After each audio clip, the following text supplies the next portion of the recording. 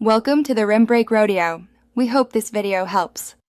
You start by opening the keyboard app settings so you can access stored text and suggestions.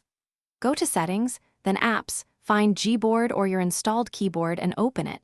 This reveals storage and permissions.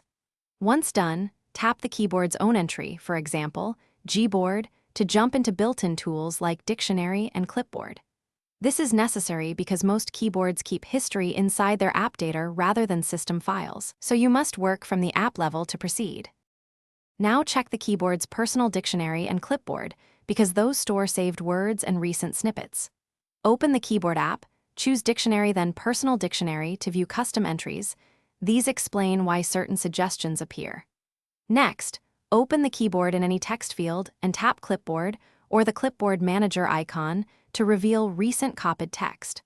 Also make sure Keyboard Sync is enabled if you use account-backed suggestions. That explains synced words across devices and where history may be pulled from. Finish by locating any remaining logs and resolving problems. If history isn't visible, clear the keyboard cache or, as a last resort, clear data to reset stored entries.